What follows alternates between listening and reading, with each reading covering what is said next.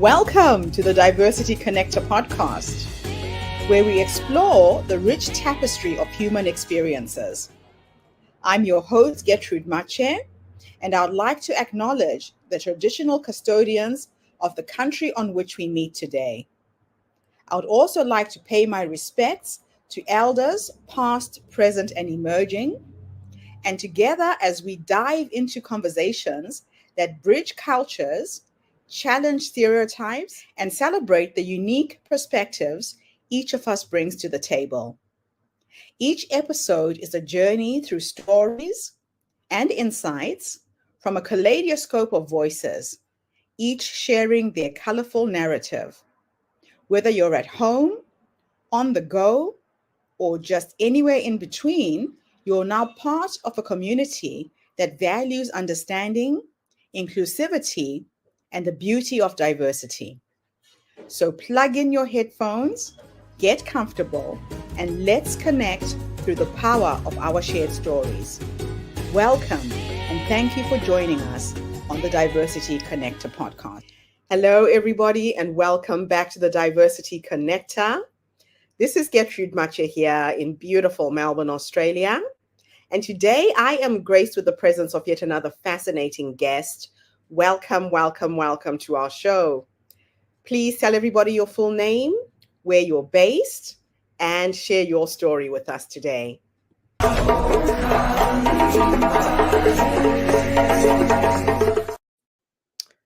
My name is Luni Libes, and I'd say I'm based in the world. I live in Bainbridge Island, Washington, just outside Seattle, but I don't do work here. I do work across the internet and across the world.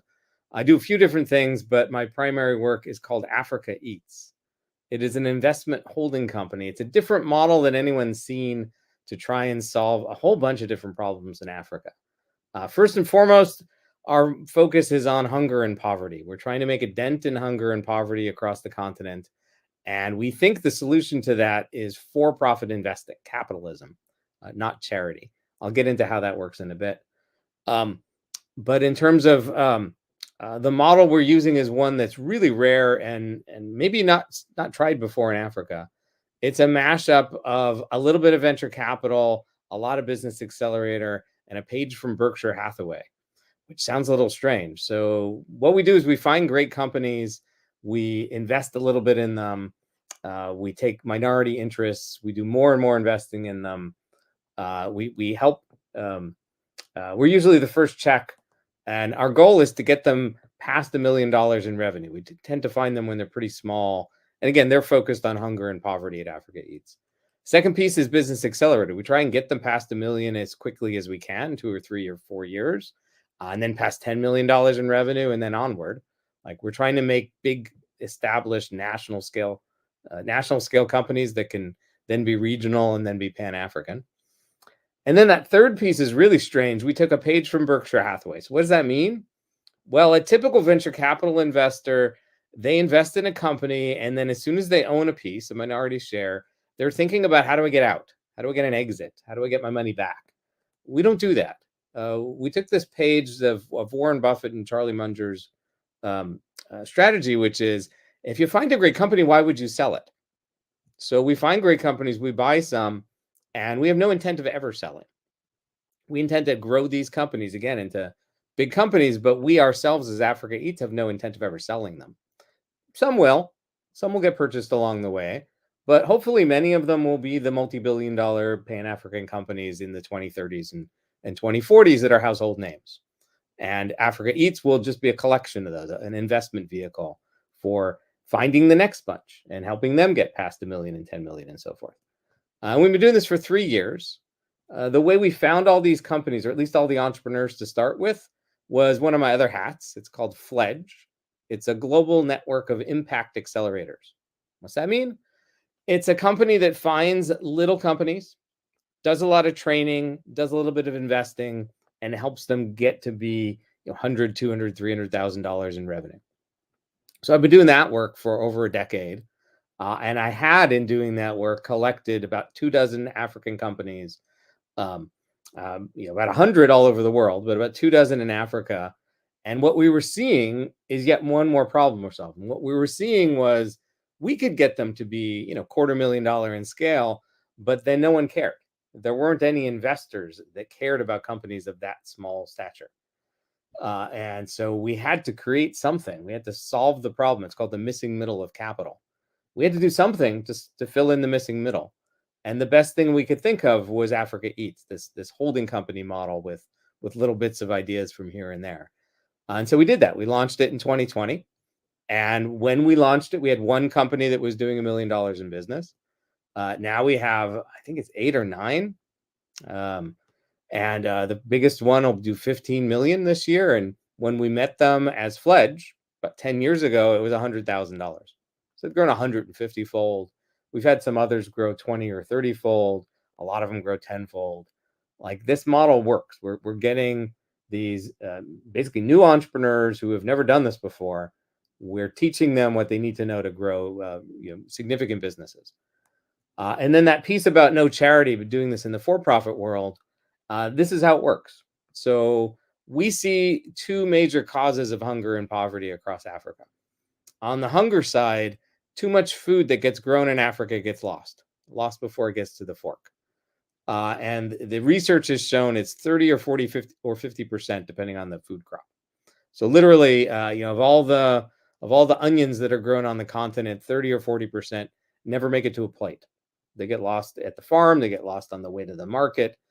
They get lost because the farmers can't get the food across the country. And so we're investing in companies that are building the food and ag supply chain. That's it. We're finding companies who buy from smallholder farmers. Almost all farmers in Africa are farming a half an acre, 2 acres. They're called smallholder farmers. So they're buying the output of these farmers, and they're taking ownership of the food.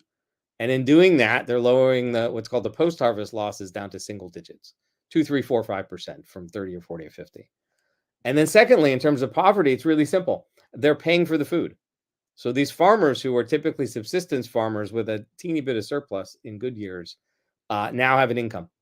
Now they have a job. Their job is still farming, but they have the job they want, which is farming. And their income rises typically by a factor of 2, sometimes 3, sometimes 4, sometimes more. But on average, we're doubling the income of farmers. And that is straight up helping solve poverty. And so our goal is to keep doing this with more and more companies each year, keep growing the value of this pool of investments until we're helping hundreds and then thousands of companies across the whole continent. That's absolutely wonderful. Now, I've noticed that your focus is in my region of the world, which was really what excited me when we found you on LinkedIn.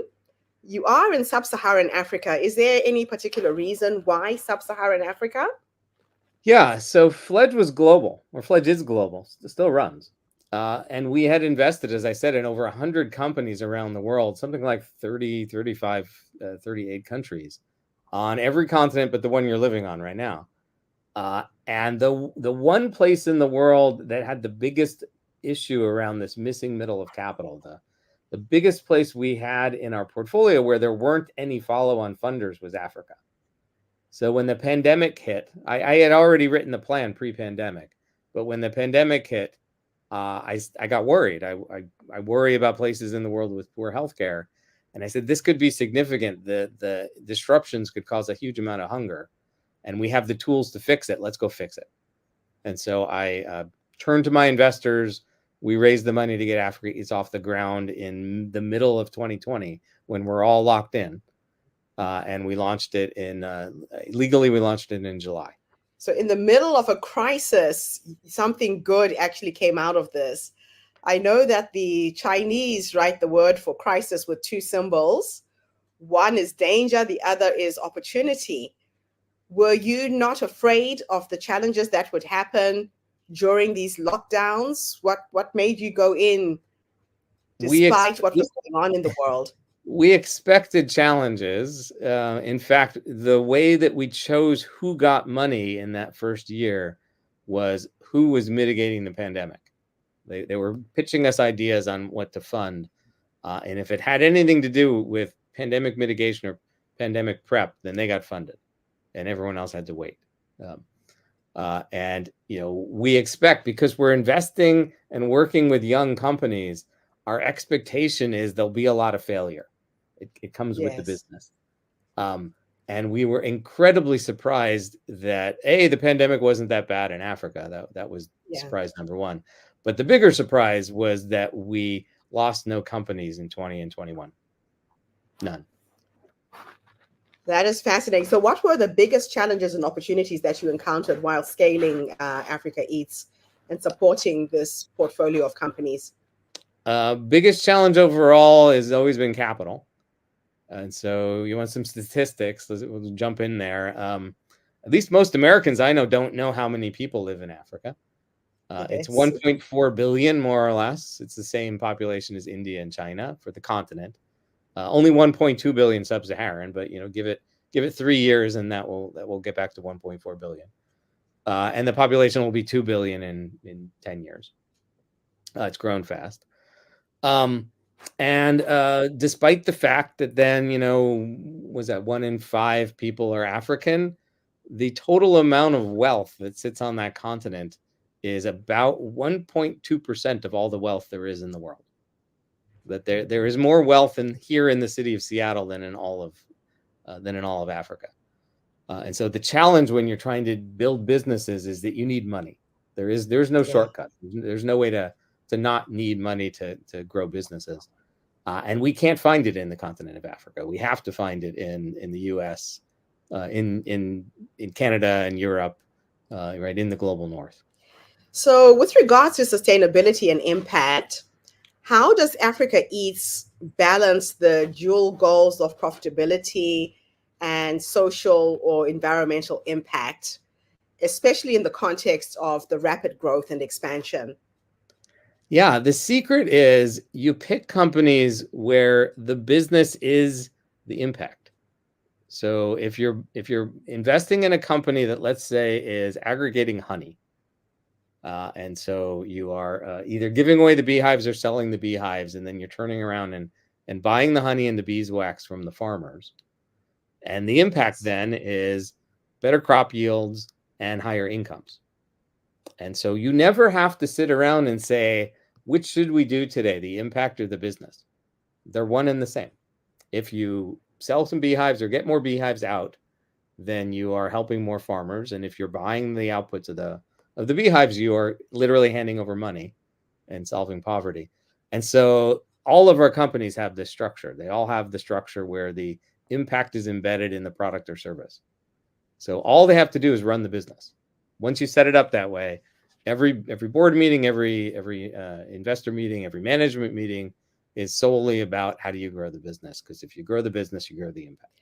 Now, having been born and growing up in Africa myself, the hardships, the poverty, the difficulties make you an entrepreneur from the day that you were born. I started hustling from the age of 6, selling things, making things to make money to go to school. From your experience with Africa Eats, what unique aspects do you think define entrepreneurship in Africa compared to other regions? So we didn't say this, but we only invest in homegrown entrepreneurs. So every single company we've invested in is run by a homegrown entrepreneur from Africa who knows the problem they're solving. They are resourceful because they just don't have the resources that the American and European entrepreneurs have. They are incredibly persistent. The reason why we didn't lose any companies in a pandemic is they refused. They just refused to give up, no matter whether they had any resources or not. I literally had an entrepreneur who saw the pandemic in his town and got some buckets, found some water spouts, and made hand washing stations. Like, was there a profit motive in that? No, absolutely not. He just wanted to help make sure that his neighbors didn't die of this pandemic. And he, the research said hand washing was good, so he made it happen. And so they just won't give up, no matter what the hardships are. Like, even when it seems like they should, they still won't give up. I love that. So, your investment philosophy as an impact investor, what key factors do you consider when deciding to invest in a startup, particularly from this African context? Yeah, there's 3 main factors. So You got to look at the team, right? There's a group of people that have to execute the plan, and if you don't believe in the team, doesn't matter what they're doing. Second one is what they're working on going to scale, or could it scale to at least an entire country? So there are plenty of entrepreneurs out there who do village scale programs and city scale businesses. Yeah, that's nice. We don't invest in those. We invest in the ones that can scale up to at least a whole country. And then thirdly, the plan that they propose, do we think it's going to work?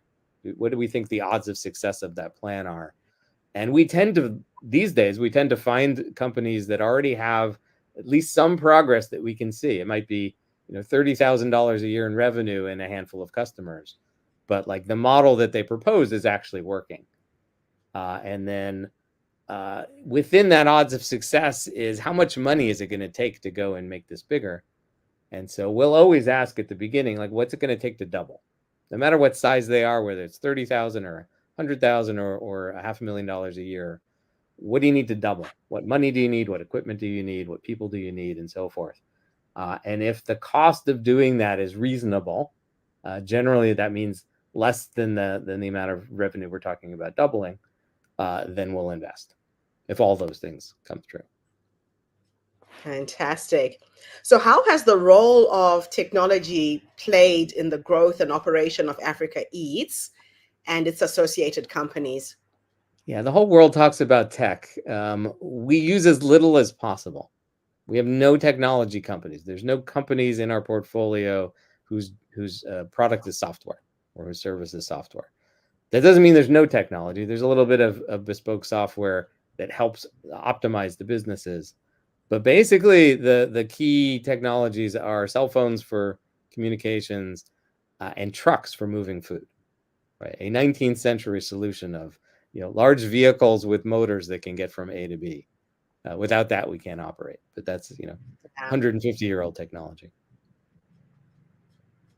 Interesting. So what advice would you give an aspiring entrepreneur in Africa or those looking to create impact through their business ventures? Well, the ones that are dreaming of building something that's national scale, the hardest part, the part that hangs up most of them, is getting to that proof. Again, unlike the States, where most companies are initially funded by friends and family, the friends and family money for most African entrepreneurs is measured in the hundreds of dollars, not the hundreds of thousands of dollars. Yes. And so if you are literally trying to, literally the equipment cost doesn't change because you're in Africa. The cost of transport doesn't change because you're in Africa. And therefore, in comparison, there's a very high hurdle to hit. So most of my successful entrepreneurs started with some grant of some form or some friends and family in some form. It does happen occasionally.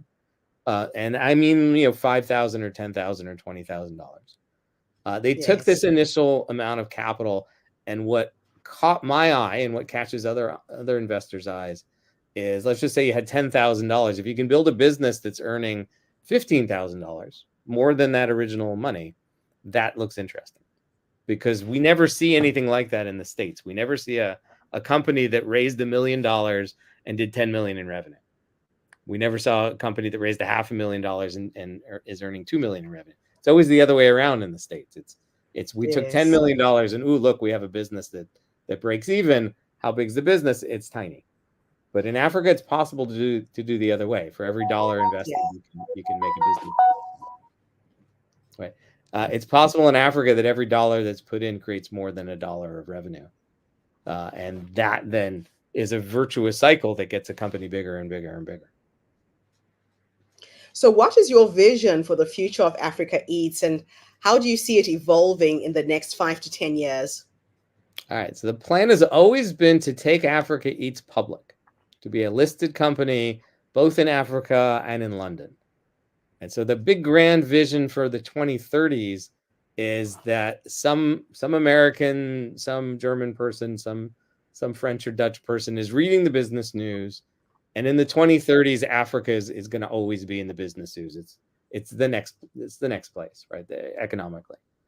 And I want that middle class investor, that middle class person, to read that story and say, "Ooh, I want a piece of that. Like, I want capitalism to drive this. How do I get a piece of that?" And they call their broker, and their broker says, "Oh, well, there's this company that's public. It's been public for years. It's called Africa Eats. It just seems to always go up. I guess it's correlated with this growth of Africa. Why don't you buy some shares?"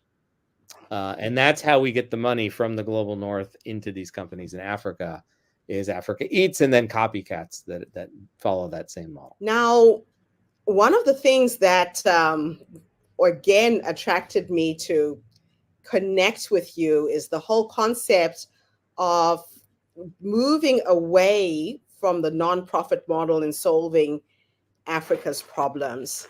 One of the things that I've seen personally is if anybody gives you anything for free, it's not good for you.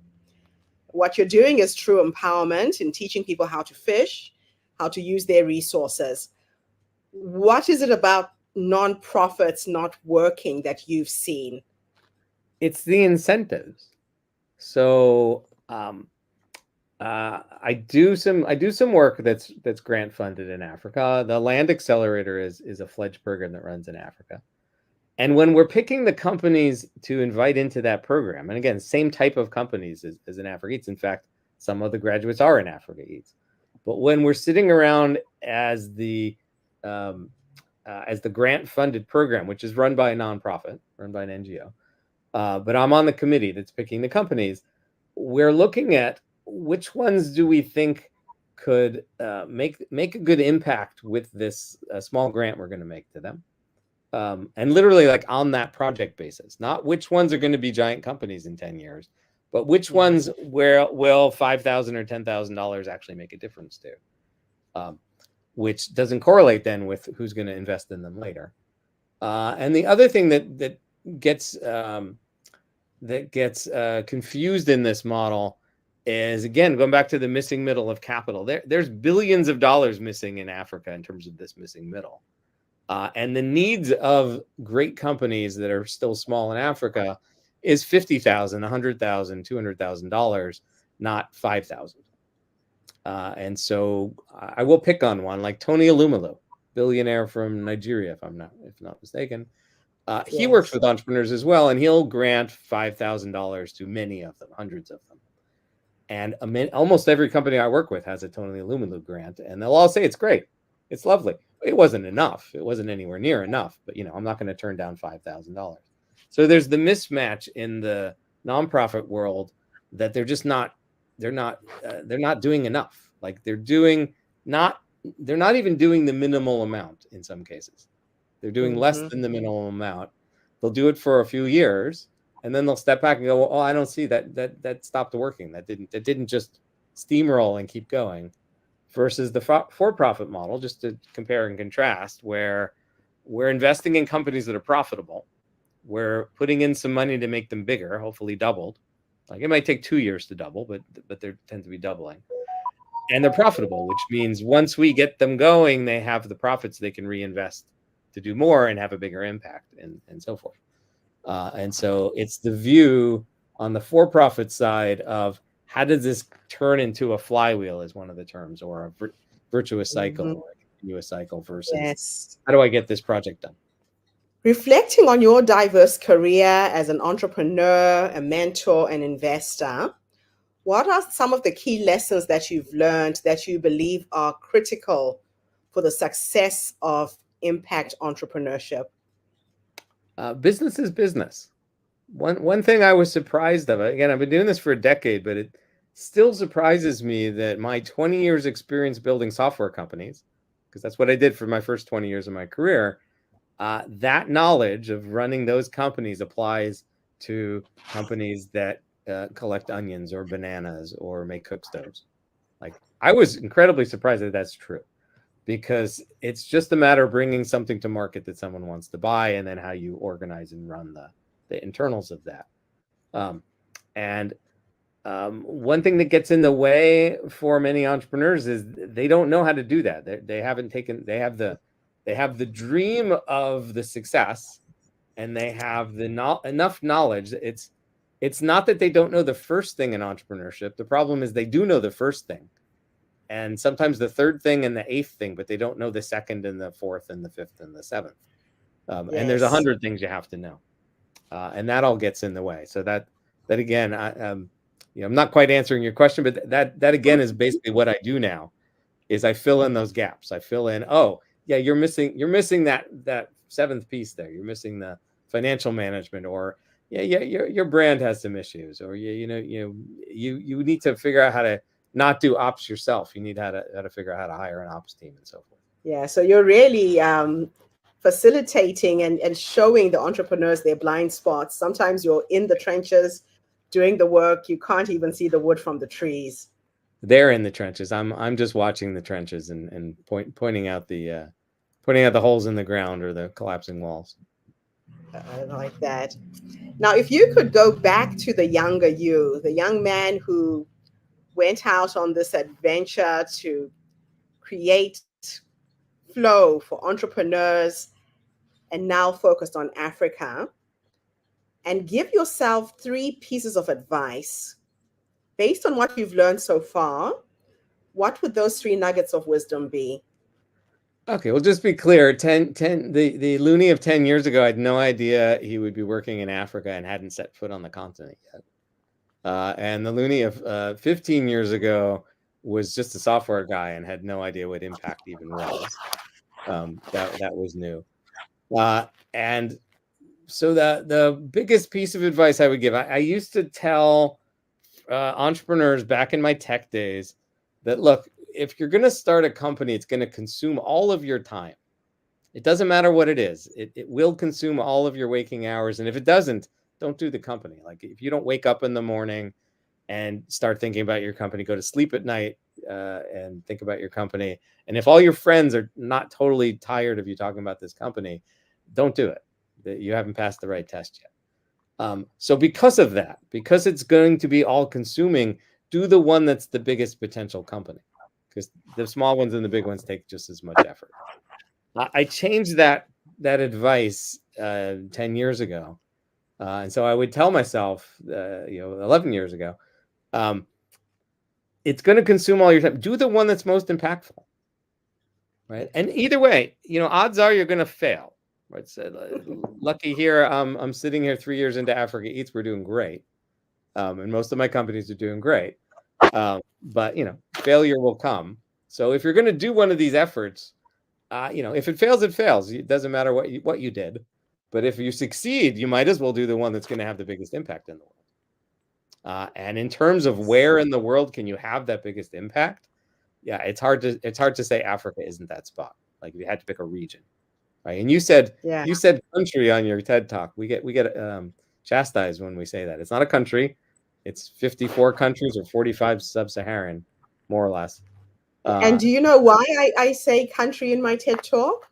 Yeah, because you're just dropping the borders. It's one big place that it is, and those borders were created to divide us, and this is Africa's demise.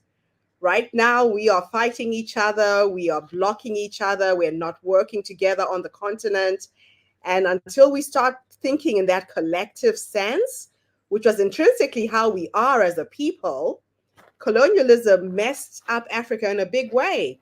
I see Africa like the United States of America. We have so much power with collectivism than the individual countries on their own. And I get chastised online because of that statement. And people just don't get it. Our power is in the collective. Well, here's an interesting piece. So, like I have friends who invest in India instead of Africa. And when I ask them why India, they go, well, look, I got 1.4 billion people I can impact and one country and one set of rules and one currency. And you got 54 countries to deal with and 35 currencies. And I say, yeah, you're right. There is more friction because of these borders. But you know what? It's a superpower, because what that allows me to do is find a company that's the first or second largest of its kind in, let's say, Rwanda.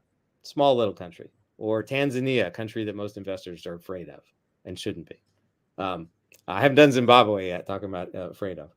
But I can find a little company that's, again, I love my numbers, $100,000 or $200,000, and the biggest of its kind in all of Tanzania. 60 million people, the population of the UK or France. And it has no competition because the next company that does something like it is a border or two away. And the odds of that company getting so much bigger that it can come and compete with us in Tanzania, at this point in the world I'm living in food and ag, the odds are almost nothing. Yes. And so my company can grow up to be a multi-million-dollar company with very little competition. And then it can go to another country and go one direction or the other and find no competition again. And it can do a few countries before these companies start hitting themselves head to head. And worst case is we can jump over to Nigeria. You always have Nigeria, Yes. big market. You can always jump to Ghana, or you can take the big leap and go to Cote d'Ivoire and the French-speaking part of the continent. And so it's a superpower. In terms of the borders, it can be a superpower because it just increases the number of opportunities by an order of magnitude. I could do without the 35 currencies. If we can get to one currency, that would be better. One currency would be good. You're right. or two or three, but I'm looking forward to the East African shilling. I love it. Well, Luni, this has been an absolute pleasure connecting with you today. Thank you so much for your insights. I've got your website scrolling at the bottom of the screen. So if anybody is interested in going into food and agriculture in Africa, please go onto this website, reach out, pitch your ideas. How do you normally recruit? Where is there a specific landing page where people can put in their information and connect with you? There's a contact form on that website. And if you're an entrepreneur, you will be told to go and apply to the Land Accelerator. So we do like to see the companies in an accelerator first, and that's the one that runs on the continent. And then if you're an investor, if you'd like to own these companies, fill out the contact form and let me know, and we'll be happy to talk to you. Fantastic. And hopefully you will diversify into tech. I will send you information about my tech startup in Africa. See if we can bring some technology to the continent as well. But thank you so much for this interview. This has been absolutely fascinating meeting you. All right, thanks for having me. And thank you to everybody who's tuned in today. The Diversity Connector is bringing you people from all over the world, sharing their ideas, their knowledge, and their skills. So tune in again tomorrow when I interview yet another amazing guest. In the meantime, have a fantastic day, morning, or evening, wherever you are in the world, and bye for now. Thanks again, Luni. So wrap everybody on today's episode of the Diversity Connector podcast. Thank you for tuning in and being part of our vibrant and global conversation. I'm your host, Gertrude Mache, and it's been an honor to share this space with you, where voices from all walks of life come together to weave a tapestry of diverse perspectives. Remember, every story you've heard today is a thread in the larger fabric of our shared humanity. So, as you step back into your world, carry these stories with you and let them inspire you to embrace and celebrate the rich diversity around us. Don't forget to subscribe, rate, and review our podcast to help us share these inspiring stories with more listeners. Do follow us on social media by looking for the Diversity Connector podcast for more updates. Until then, keep connecting, keep listening, and keep celebrating the beauty of diversity. This is the Diversity Connector podcast signing off. Stay curious, stay open, and definitely stay